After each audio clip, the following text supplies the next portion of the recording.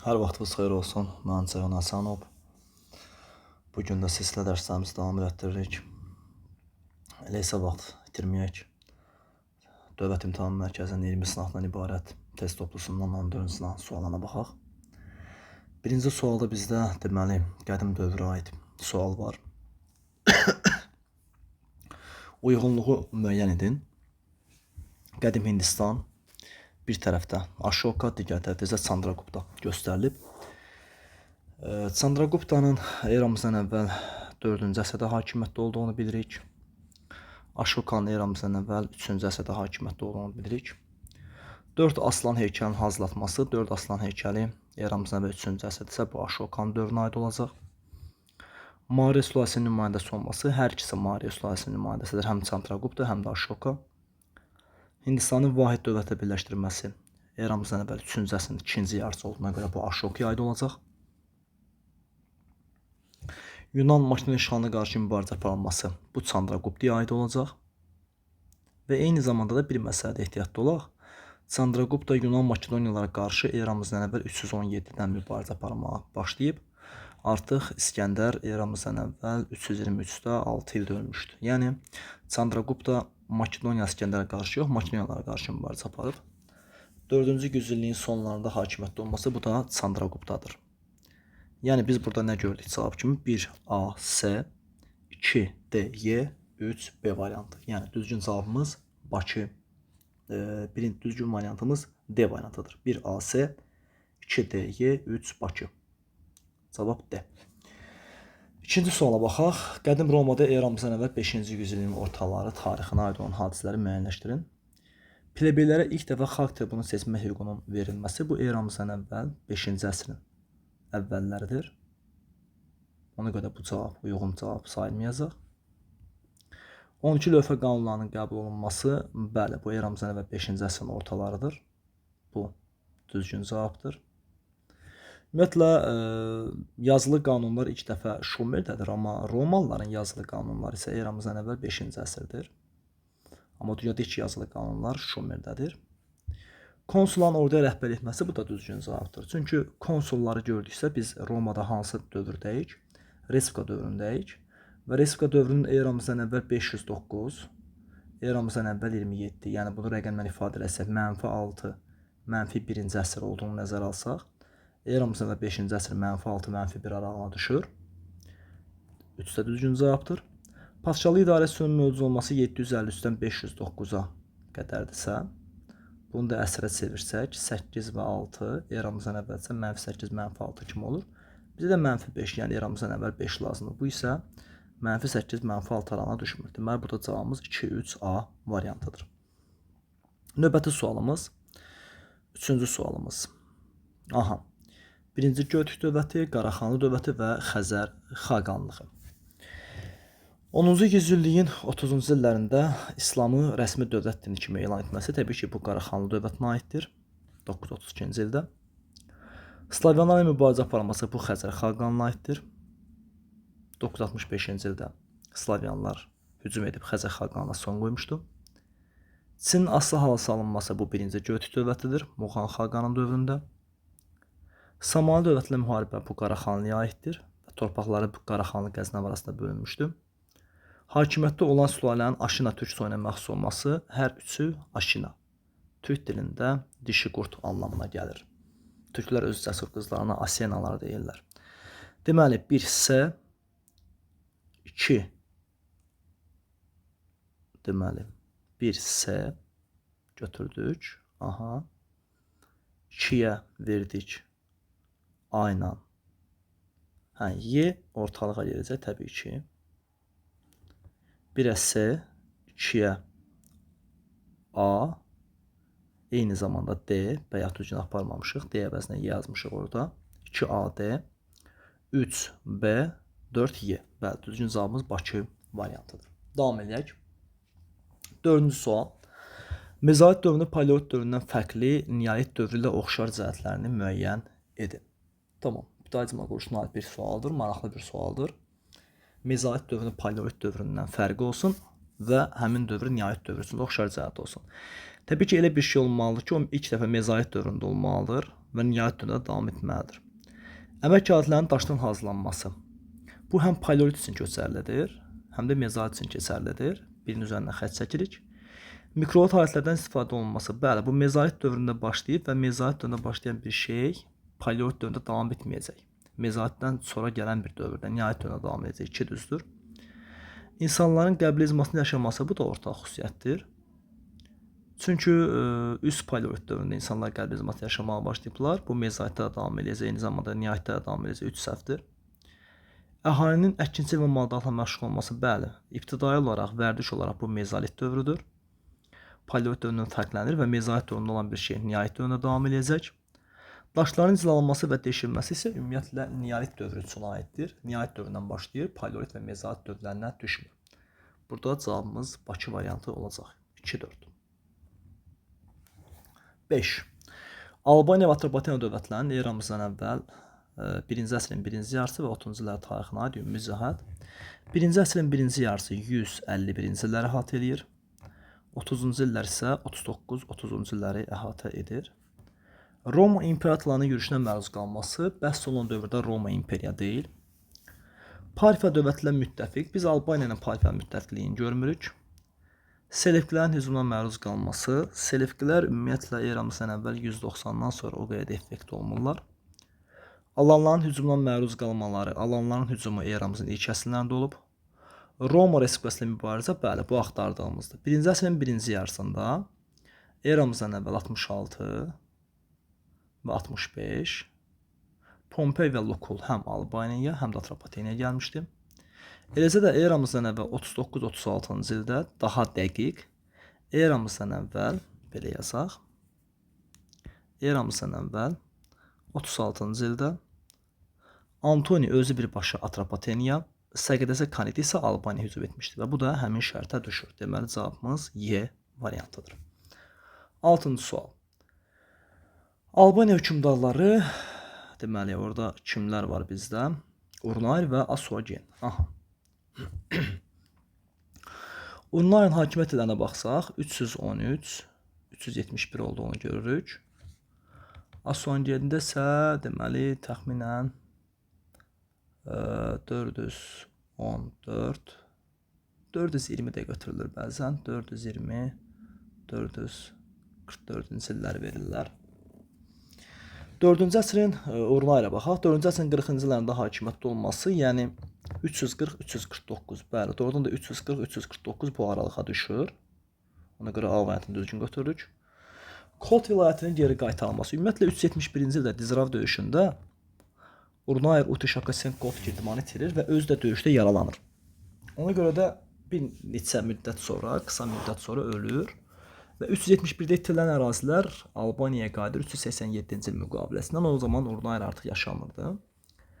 Sasanilər birlikdə Romaya qarşı mübarizə aparması 359, Amit və Dizrav döyüşləri təbii ki, bu göstərilən illəri ödəyir. C variantına götürürük. Mehranilər sülaləsi xeyr, Urnayer Arşaklər sülaləsinin nümayəndəsidir. Birdən A və C variantlarını uğurladıq. Asuagen mədəni islahatlar keçirib, bəli. Paytaxtda bu zaman dəyişdən ikinci vəsidir, səhvdir. Yeni Alban əlifbası, bəli, Alban şoğlanı təhsilə cəlb eləyib. Bizansla müharibə olması isə ümumiyyətlə Alban hökümdarlarında yoxdur Arşaklər dövründə. 1 AC, elə 2-də də AC. Cavabımız D variantıdır. 7-ci suala baxaq. 1-ci Dünya müharibəsi illərində AXC-nin həyata keçirdiyi dövlət quruculuğu tədbirlərini müəyyənləşdirin. Burada bir neçə nüansda ehtiyatlı olmaq lazımdır. 1-ci Dünya müharibəsi 1914-1918-ci illərdir. AXC-nin həyata keçirdiyini deyirsə, AXC yaranıbsa 1918, 28 maydan götürəcəyik. Bu davam edəcək 1918, 11 noyabra qədər. Deməli, bizə 28 may və 11 noyabr aralığında dövlət quruculuğu tədbirləri lazımdır. Azərbaycan vətəndaşlığı haqqında qanun 1919-dur axı bu. AXC-yə aiddir, dövlət quruculuğudur, amma 1-ci Dünya müharibəsinə düşmür. Müəssisə seçkiler haqqında əsasnamənin verilməsi. Bu 1919-dur, AXC-yə aiddir, dövlət quruculuğudur, amma 1-ci Dünya müharibəsinə düşmür. Üç rəngli dövlət bayrağının qəbul edilməsi. Bu 1918, 9 noyabrdır. Bəli, ildə ödənir, şərtdə ödənir və Birinci Dünya müharibəsinə düşür belə desək, 3-ü götürürük. 4. 1918-27 iyundur. İldə ödənir, AXC-dir, amma bu sosial-iqtisadi tədbirdir, dövlət quruluşu deyil. Deməli, cavabımız qaldı 3-5. 1918-26 iyundur. İldə ödənir, AXC-yə aid olduğu da ödənir və Birinci Dünya müharibəsi davam edir. 3 ilə 5. Cavabımız A variantıdır. Davam edək. Girgizçay yaxındakı döyüşə aid olan xüsusiyyətləri müəyyən edin. Girgizçay döyüşü 1810-cu ildə baş verib. Quba xanı Şeyx Əli xan ruslara qalib gəlsə də, amma sonradan baş vermiş bu üsyan yatırılır ruslar tərəfindən və ruslar vaxtla 1806-cı ildə Qubada yaratdığı əyalət şurasını ləğv edib əyalətə çevirirlər. Girgizçay döyüşündə bəli rus qoşunları məğlub olur. 18-ci əsrin sonlarında baş vermişdi. Xeyr, 19-cu əsr yuxarıda işarələmişəm.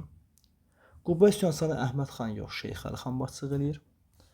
19-cu əsrin ilk rübündə baş verməsi, bəli, 19-cu əsrin ilk rübü 1801-1825-dirsə, bu da 1810-dur və həmin ili ödəyir, 400-dür. İki Rusiya-Qacar müharibəsi arasındakı dövr o deməkdir ki, birinci Rus-Qacar 1804-1813, deməli, birinci Rus-Qacar 1813-də bitib, İkinci Rus-Qacar isə 1826-da başlayacaq. Hər iki Rus-Qacar arasındakı müharibə vaxtı 13-26-dır. Amma bu hadisə 1810-da baş verib, ona görə də bu da səhvdir. Cavabımız nə olacaq burada? 1-4, yəni D variantı olacaq. 9-cu suala baxaq. 19-cu əsrin 40-cı illərin ikinci yarısında Azərbaycanda keçirilmiş islahatlar. 19-cu əsrin 40-cı illərin ikinci yarısı 1840-49 ümumiyyətlə 40-cı illərdir. İkinci yarısı 1845-1849-cu illərdir. Baxaq. 15 yaşından yuxarı kişi cinsinə olan hər bir kəndliyə 5% yararlı torpaqların verilməsi nəzərdə tutulması. Təbii ki, bu 1847-ci ildir. İl ödəyir və aqrara gedir, kənd təsərrüfatı. Xəzər vilayətinin ləğv edilməsi 1846-dır. İl ödəyir və bu inzibati islahatdır.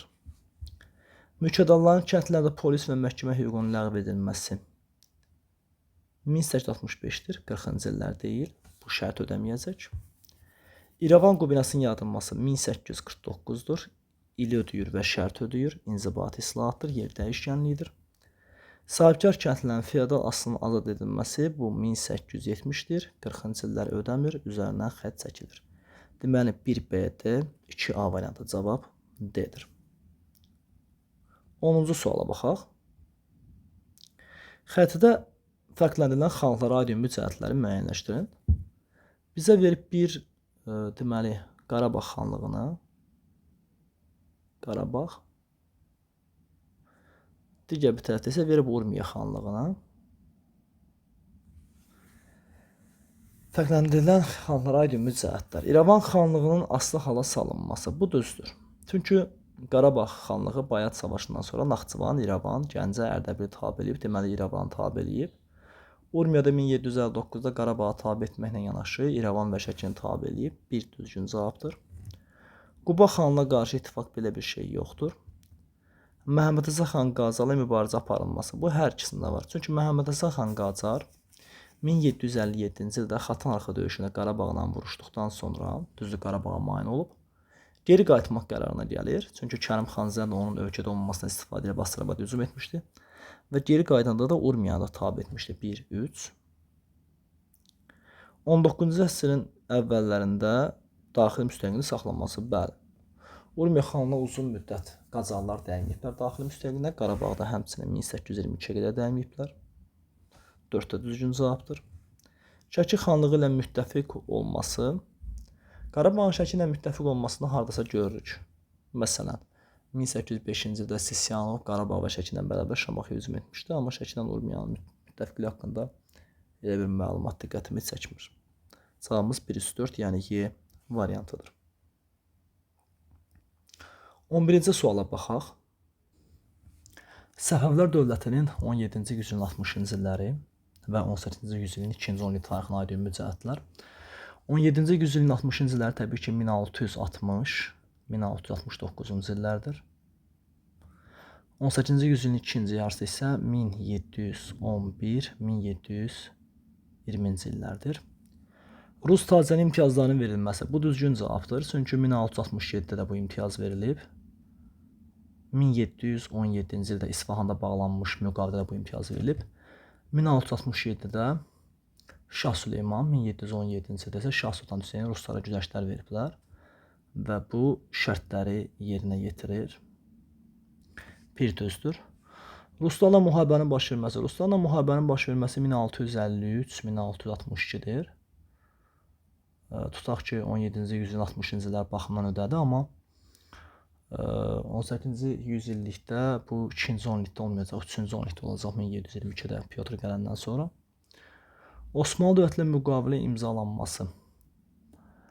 Bir şey nəzərə alaq ki, 1639 qəsr Şirin sülhündən başlayaraq təxminən 1720-lərə qədər Osmanlı və Səfəvi müharibəsi olmayıbdır. Ona görə heç bir şərt özünü doğrultmur.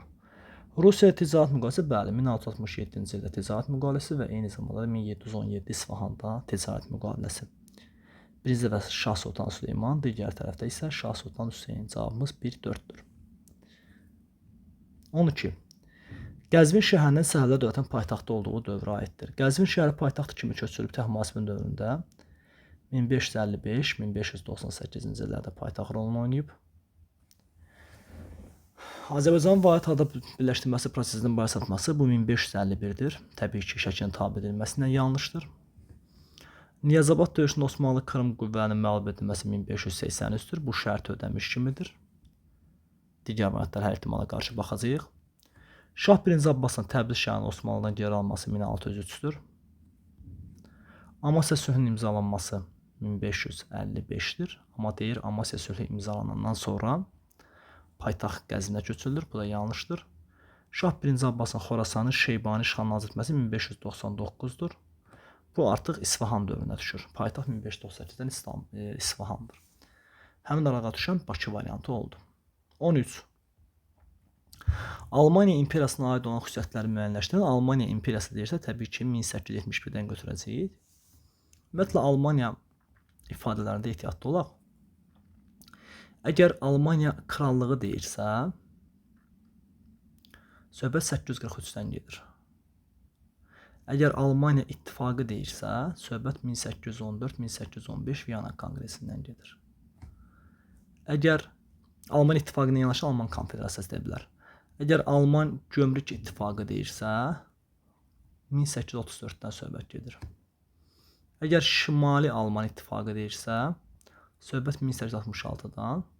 Əgər Almaniya imperiyası deyirsə, söhbət təbii ki, sualda olduğu kimi 1871-dən gedir. Və Almaniya imperiya olunub 1871-dən, ikinci reyx sayılır, bu ikinci imperiya sayılır. 1871-dən 1918 9 noyabra qədər. 9 noyabr isə çevriliş olacaq və ölkə respublikaya çevriləcək. Ta bugünə qədər də ölkə respublikadır. Baxaq. Şlesvig və Holstein Danimarkadan geri alınması. Prusiya ilə bunu eləyən və 1864 idi bu. Almaniya imperiya deyildi. İdrim Müstəqillik müharibə planının hazırlanması bu Alfred von Schlieffen planıdır. 1905-dir və verilən yuxarıda yazdığım illəri ödəyir. Sadova döyüşü bu 1866-dır. Yenə də yuxarıda yazılan şərti ödəmir. Rusiyanın San Stevan sülhünə bəhrələməyə imkan verilməməsi. Bəli, Rusiya 1878-ci ildə Osmanlı ilə müharibəni uğurlu San Stefan ilə bitirsə də, amma Almaniya və bəzi dövlətlər Rusiyanın burnundan bu uğurlarını gətirmək üçün Berlin konqresinə çağırırlar və 1878 şərt ödənir. Tannenberg döyüşündə Rusların məğlub edilməsi. Tannenberg döyüşü nəzərə alsaq ki, 1914-dür. Bu da lazımı şərti ödəyir. Deməli, cavabımız 2-4-5 A variantıdır. Davam edir. 14-cü sual. Azərbaycan SSR-də 20-ci yüzilliyin 20-30-cu illərdə həyata keçirilən mədəni tədbirlərindən deyil. Təbii ki, 20-30-cu illər 1920-1939-cu illəri əhatə eləyir. Baxaq. Başda Şərqin ilk konservatoriyası yaradılması nəzərdə tutulmuş daxiləcə dövründə təsir olsun ki, yada bilmir 1921-dir. A variantı şərt ödəyir. Savaslı mübarizə komitəsi 1920-ci illərdə təbii ki, şərt ödəyir. Birinci müttifaq Türk Geoloji Qurultayı 1920-ci illərdir, 26-cı il şərt ödəyir. Bakı Sabunçu Elektrik Dəmir Yolu 1926 şərt ödəyir. SSR İlmlər Akademiyasının Azərbaycan filialının təsis edilməsi 1935 şərt ödəyir. Aha, illər baxımından hamısı şərt ödədi. Ona görə də Bir daha baxaq, görək nədə səhvə yol verdik. Mədəni tədbirlərdən deyil.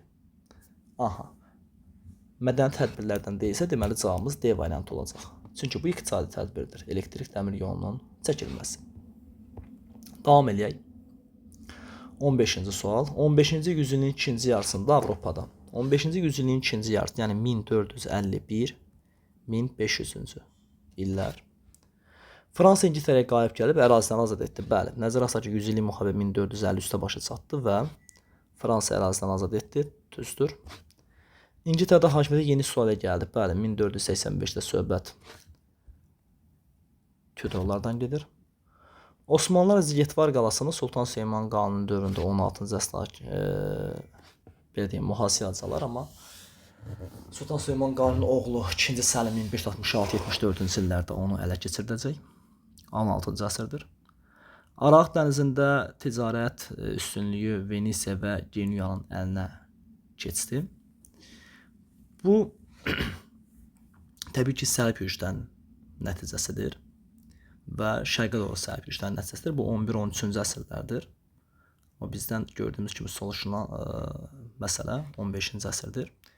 Bizans imperiyasının varlığına son qoyulması isə 1453-dür, 15-ci əsrdir. Deməli cavabımız 1, 2, 5-dir. Bu tipli testlərdə Avropada məsələsində də ehtiyatlı olaq. Asiyaya aid bir şey yazıb onunla abituriyentləri çaşdıra bilərlər. 16. Uyğunluğu müəyyənləşdirin Tiflis dövrü və Gəncə dövrü. Tamam. Tiflis dövrü 1918 28 maydan götürək 1918 16 iyuna qədər.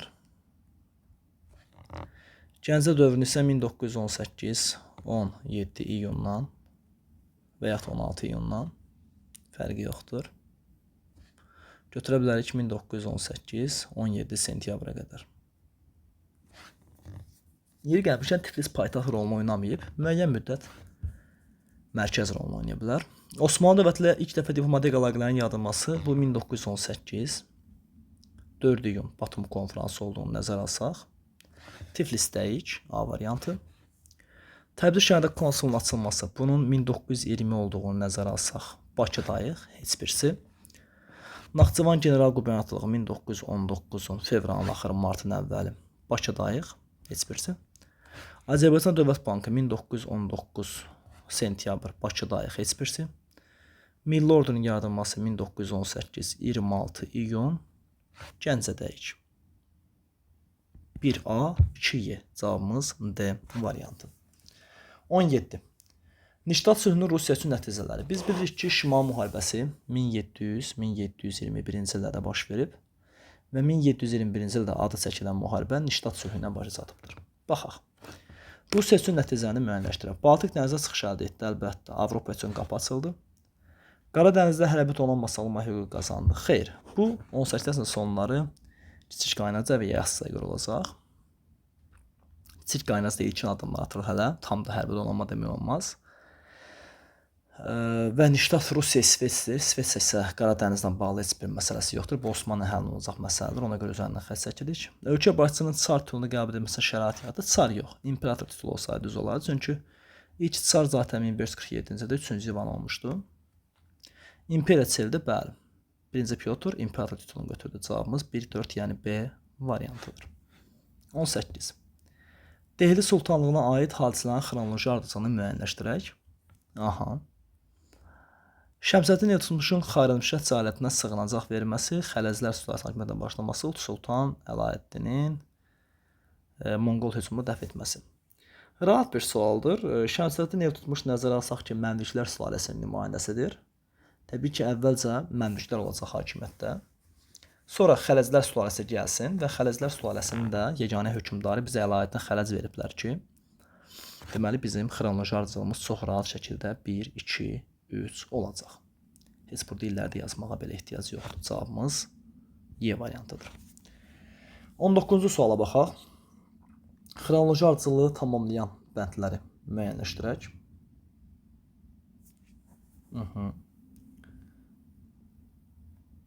Tamam.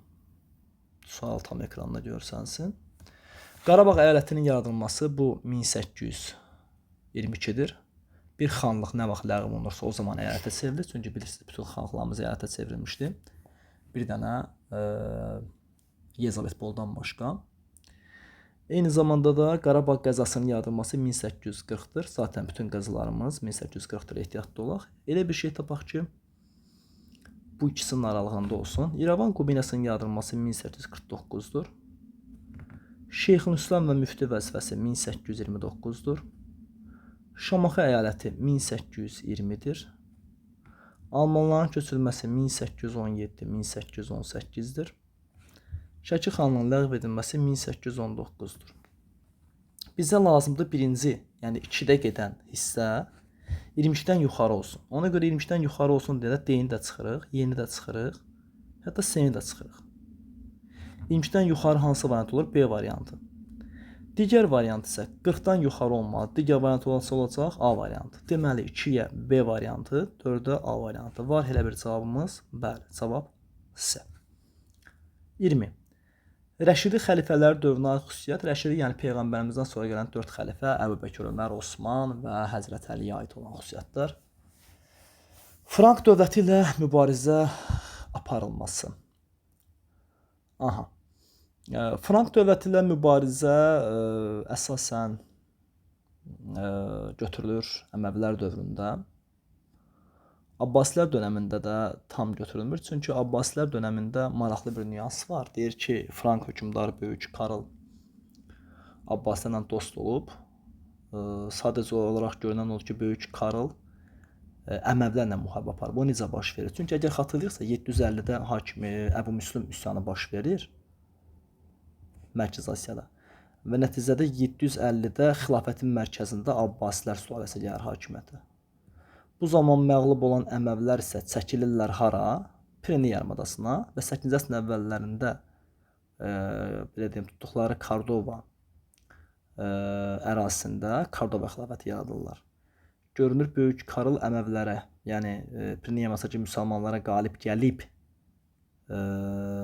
Pirene yarımadasına kiçik bir ərazisini tutmuşdu. Amma belə dövlətçilik baxımından, yəni Frank dövləti ilə müharibə yalnız 732-dən götürsək, bu Fuatiyə döyüşündən götürüləcək. Səhvdir. Ərəbistan yarımadasının tamamilə fəth edilməsi. Bəli, Rəşidi xəlifələr dövründə artıq Ərəbistan yarımadası demək olar ki, tamamilə fəth olunmuşdu. Digər variantlara baxacağıq amma. Xəlifə Muaviyyə. Muaviyyə Əməvilər sülaləsinin ilk nümayəndəsidir. Bu səhvdir. Cavanşirlə diplomatik əlaqələrin yaradılması 667-670-dir. Güya Cavanşir 2 dəfə gəlib xəlifə ilə görüşüb. Bu da ziddiyyətli bir məqamdır. Heç Cavanşir 2 dəfə getməyib ora. Əslində və xəlifə Muaviyyə də Əməvilərdir. Pirene yarımadasında Veskotların məbud atılması, bu isə təbii ki 8-ci əsrin əvvəllərində olan prosesdir ki, o zaman hakimiyyətdə Əməvi xəlifələri idi. Cavab Bakı variantıdır. 21. Xəritədə fərqləndirilən dövlətlərin 11-ci əsrin 60-cı illərinə tarixinə aid ümumi cəhəti müəyyənləşdirin. Baxaq, xəritədə fərqləndirilən ərazinin biri Şirvanşahlardır. Digər ərazi isə cənubda verilib 60-cı illər olsun. Olsa Rəvvadilər.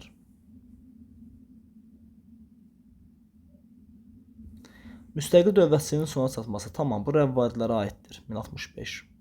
Yer gəlmişən yuxarıda bizdən nə soruşur? 1060-1069-cu illərə aid olan xüsusiyyətləri soruşur. 1060-1069. Rəvvadilər ödəyir 1065, amma Şirvanşahlar tabe olsa da 1066-1538-də süqut olublar. A səhvdir. Sultan Toğrulun qüvvələrlə mübarizədə məğlub olması. Sultan Toğrulun 1063-də vəfat etdiyini görsək, nə Rəvvadilərin nə də Şəddadilərdə son qoymuş hökmdar kimi sayıla bilməz. Düzdür, yəni Sultan Toğrul 1054-də Rəvvadilərə hücum edə bilərdi, amma Şirvanşahların 1066-da tutulubsa Sultan Toğrul deyil. Böyük Səlcuqlarla mübarizə aparılmasını bəli, harca saymaq olar. Rəvvadilər 1054, Şirvanşahlar 1066. Eldənizlər dövlətlə müttəfiq olması, Rəvvadilər heç Eldənizləri görməyiblər. 1065-də süqut olublar. Eldənizlər 1136-da yaranacaq. Bu da yanlışdır. Gürcü Çar 4-cü Davidin yürüşünə məruz qalan Şirvanşahlardır. Rəvvadilər 4-cü Davidi görməyiblər. 4-cü Davidin hakimiyyət illəri təxminən 1089-1125 olduqlarını nəzərə alsaq, Rəvvalilər 65-də süquta uğramışdı. Cavab C variantıdır. 22. Həştatlar döyüşlərinin oxşar xüsusiyyətlərindən deyil. Həştatlar döyüşləri 1829-da baş verib, digəri isə 836-cı ildə baş verib və hər ikisində xürrəmlər qalib gəlib. Baxaq. 9-cu əsrin 20-ci ildə baş verib. Bu oxşar xüsusiyyət deyil, bizə lazımdır. Çünki biri 29, biri 36-da, 30-cu ildə baş verib. Xürrəmlərin qalib gəlməsi bu oxşar xüsusiyyətdir, bizə lazım deyil. Xəlifə möhtəsimin qüvvələrinin məğlub olması. Xəlifə möhtəsim xəlifəlik taxtına oturub 833-də. Bu da oxşar cəhət deyil. Çünki biri düşür, biri düşmür. Üçü də götürürük. Babək ilə ərəb qoşunlarının komandanı Afşin arasında baş verməsi. Biri düşür, biri düşmür. Çünki Afşin baş komandan təyin olub 835-ci ildə. 9-cu əsrin 2-ci rübündə baş verməsi. Hər ikisi 2-ci rübdür. Çünki 9-cu əsrin 2-ci rübü 826-850 olduğunu nəzərə alsaq, hər ikisi düşür bura. Deməli 1, 3, 4 isə onların oxşar xüsusiyyətlərindən deyil. Cavabımız Y variantıdır. Belə. 23-cü suala baxaq. Elxani hökmdarı Qazan xan və Cəlalə hökmdarı Şeyx Üveysin oxşar xüsusiyyətləri. Hər ikisi islahatçı hökmdardır. İlk başdan onu bilirik. Qazan xan 1295-1304-də. Şeyx Üveysin hakimiyyət illəri isə 1354-1374-cü illərdir. Tədqiq tapada məncə bu verilmir. Əmir Teymurun hücumunun qarşısının alınması. Əmir Teymur 1386-la regiona hücum edib, heç birisi görməyib. Şirvanşılar dövlətinin asılı hala salınması. Bu Şeyx Üveys üçün yararlıdır, 1367-dir, amma Hülakilər dövlətində isə bu Hülaki xanın özünə aiddir, bu da səhvdir. Uğurlu islahatlar, bəli, hər ikisi uğurlu islahatlar keçirib. Dövləti gücləndirmə islahatını atırıb, bəli. Yeni şəhərlərin salınması Qazan xan Mahmudabad, amma Şeyx Üveysdə belə bir şey görmürük. Ona görə də cavabın 3-4 olduğunu qeyd edək. Keçən növbəti suala. 24-cü sualda. Xəritədə ərazisi ulduzla fərqləndirilən ərazilərə aid xüsusiyyəti müəyyənləşdirin. 20-ci yüzilliyin 40-cı illəri tarixinə aid alma ümumi cəhəti müəyyənləşdirək. Xəritədə ulduzla işarələnmiş ərazi bura Türkiyədir. Bura isə heç də onunla yaxşı yola getməyən, keçmiş dildən desək Afina, yəni müasir Yunanistandır. Götürməliyik hansı illərdən? 1940-1949-cu illər üçün oxşarlı götürməliyik. ABŞ-dan iqtisadi və hərbi yardımların alınması. Bəli, nəzərə alsaq ki, 1947-ci ildə ABŞ-da qəbul olunan Turmen doktrinası Türkiyə və Yunanistan üçün keçərlidir. Ona görə də bir variantını düzgün götürürük. Kipr adası uğrunda müharibə aparılması. Bu 1960-70-ci illərə sirayət eləyir. Həm Türkiyə, həm Yunanistana aiddir, amma bizə yuxarıda 40-49-cu illər verilib. Ona görə 2 səhvdir. Sovet təhlükəsinə qarşı tədbirlərin görülməsi. Bəli, ümumiyyətlə Amerika 1940-cı illərin ikinci yarısında ayıldı ki, bütün Şərqi Avropa SSR-in nəzarətindədir. Heç olmasa Qərbi Avropanı da SSR-yə türklər demiş kaptırmamaq üçün iqtisadi planlar qəbul elədi və Turmen Marşal planlarını qəbul etdi. Təbii ki, Marşal planını bütün Avropaya tətbiq etsədi, amma SSR-nin qorxusundan SSR-ni sevən dövlətlər, belə desək, Marşal planını qəbul etmədi. Amma Qərbi Avropa ölkələri qəbul etdi. 1-3. Turmen sırf Yunanistan Türkiyədir. Marşal Yunanistan və Türkiyə digər Avropa dövlətləridir. 48-ci il 3 də götürülür. Qaldı ki, iqtisadi mövzuların baş verməsi bu Türkiyə və Yunanistanda adətən 50-ci illərdən başlanacaq. Əsas da iqtisadi mövzuya Türkiyədə 80-ci illər Turgut Özalın dövründə olacaq. Deməli, burada düzgün cavabımız 1-3 variantı olacaq. Davam edək. 25-ci suala keçək. 20-ci yüzilliyin 90-cı illərin sonunda həyata keçirilən dövlət quruculuq tədbirlərindən deyil. 20-ci yüzilliyin sonu 1990-1999-cu illəri əhatə eləyir. İlk bələdiyyə sessiyasının keçirilməsi. İlk bələdiyyə sessiyasının keçirilməsi təbii ki, bu dövlət quruculuq sahəsidir və 1999-un dekabrıdır. Ehtiyatlı olun, 1999-un noyabrında ATƏT-in İstanbul sammitində Bakı Tbilisi Ceyhanın çəkilməsi haqqında sazişdir. İlk bələdiyyə sessiyası 99-un dekabrıdır. Bu 90-cı illərin sonlarına düşür.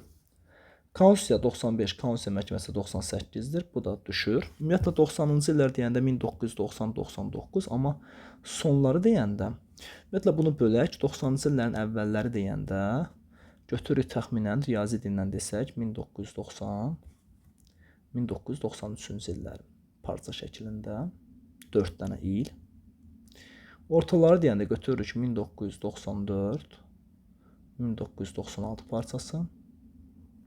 Sonları deyəndə isə götürürük 1997, 1999 parçası. Təbii ki, A variantı 99-da düşəcək, konversiya 98-də düşəcək.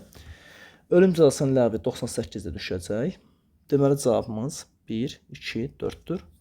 Asan xidmət 2012, təbii ki, bu 90-cı illər deyil. Konstitusiyanın qəbul olunması 95-dir. Bu isə 90-cı illərin sonları yox, ortalarıdır. Ona görə cavabımız 1, 2, 4 düz. Aid olmayanlar isə 3 ilə 5-dir. Bizə aid olmayanlar lazımdır. Davam edək. 26. Xronoloji ardıcılığı müəyyənləşdirək. Şərur rayonunun Ağbulaq və Qızılqaya yüksələn azad edilməsi bu Naxçıvan döyüşləridir 2018-ci ilin yayında. Lələtəpə yüksəkliyi 2016-cı il. Qarabağ Dirçəliş Fondu isə 2021-ci ilin yanvarında yaradılıb. Deməli, burada cavabımız 2, 1, 3-dür. Davam edək. 27. HDM birinci prezident dövrü və ikinci prezident dövrü. Keçən əvvəlki dərsimizdə dediyimiz kimi Heydər Əliyev Azərbaycan Respublikasında 2 dəfə hakimiyyətdə olub. 1969-1982-ci illərdə,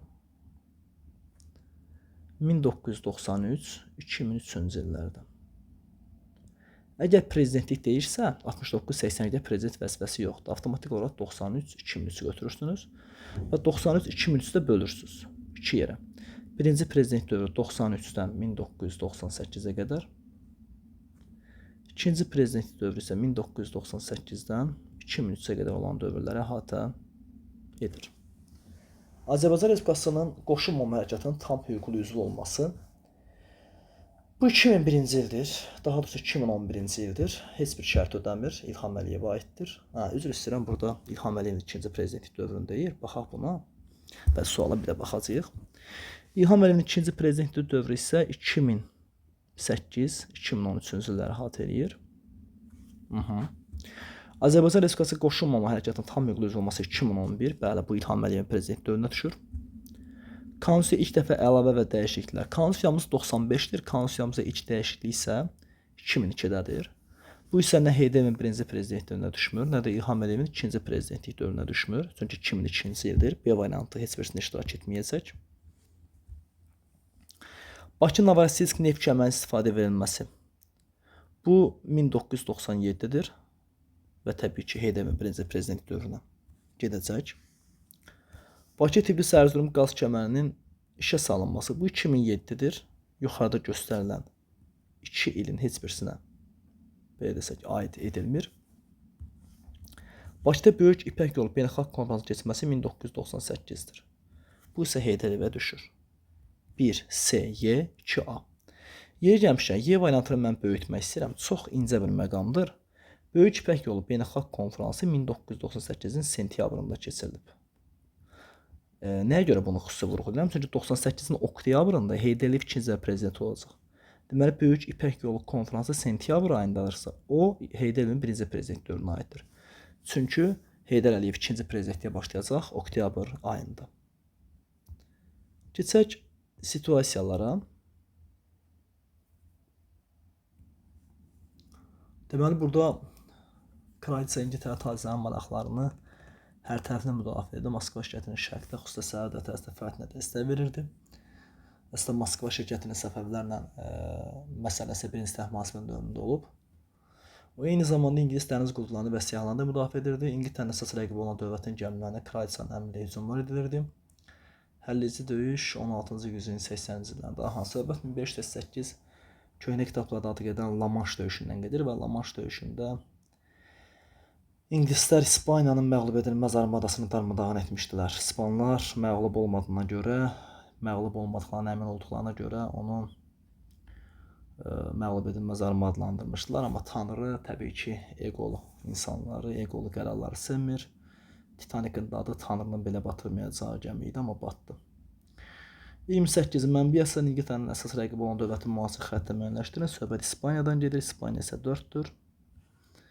1-in Fransa olduğunu, 5-in İtaliya olduğunu, 2-nin Almaniya olduğunu, üçün isə İngiltərə olduğunu bildirək. 29. Mənbədə haqqında bəhs olunan kraliçanın iqtisadi siyasətinin əsas cəhətlərini müəyyən edərək yazın. Bu siyasət proteksionist siyasət adlanır. Proteksionist siyasətin mahiyyəti nə deməkdir? Proteksionist siyasətdə yerli məhsul, yerli ticarət himayə edilir. İngilis mallarının xaricə çıxması üçün şərait yaradılır. Yəni öz məhsullarımız olsun da. Məsələn, olmasın dayaruşqa yağı, olsun xoşbəxt inək yağı. Belə. 30. Mənbəyə əsasən İngiltərə rəqib olan dövlətlə mübarizənin nəticəni müəyyənləşdirin. Təbii ki, İngiltərə qalib gəldi. Dəniz ticarəti və müstəmləkə uğrunda mübarizədə İngiltərə mövqeyi gücləndi. Eləcə də artıq İngiltərə nəinki Avropanın, artıq dünyanın əsas dəniz dövlətlərindən birinə çevrildi. Bu qədər əzizlərim. Nəsə bir suallarla bağlı problem olsa, gözümüzdən qaçan nəsə bir məqam olsa, əlaqə saxlayıb irad və təkliflərinizi bildirsəz minnətdar olarıq. Allah'a əmanət olun, sağlıqla qalın inşallah. Tarixlə qalın, tarixdə qalın.